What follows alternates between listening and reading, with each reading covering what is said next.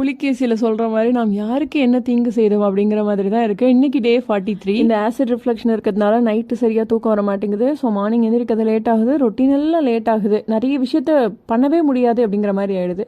So காலையில் எந்திரிச்ச உடனே இது வந்து வெள்ளை பூசணிக்காய் ஜூஸ், ஸோ அதை தான் போட்டு குடிச்சிட்ருக்கேன். ஃபஸ்ட்டு குடிக்கும்போது நல்லா இருக்காதோ அப்படின்னு தோணுச்சு, பட் பரவாயில்ல, உப்பு போட்டு குடித்தா நல்லாவே இருக்குது.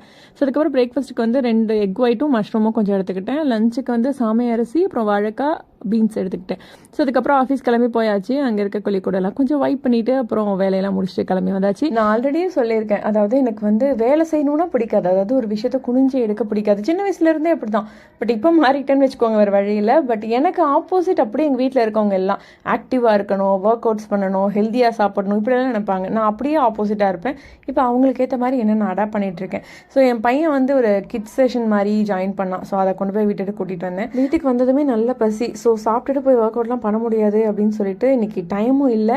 ஸோ அதனால் அப்படியே பேசிட்டு முடிச்சாச்சு. அப்புறம் வாக்கிங்கும் போக முடியல. இன்றைக்கி மொத்த நாளே சொதப்பலாக போச்சு.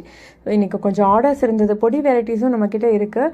ஸ்க்ரீனில் தெரியுற இந்த நம்பருக்கு வாட்ஸ்அப்பில் ஒரு ஹாய் மெசேஜ் பண்ணுங்கள், உங்களுக்கு எல்லா டீட்டெயிலும் சென்ட் பண்ணுறேன். ஆர்டர்ஸ் எல்லாம் பேக் பண்ணிவிட்டு படுக்கலான்னு போகும்போதே மணி வந்து 11:30 ஆயிடுச்சு. அவ்வளோதான், நாளைக்கு மறுபடியும் மீட் பண்ணுறேன். மறக்காமல் ஐடி ஃபாலோ பண்ணிக்கோங்க. ஓகே, பாய்.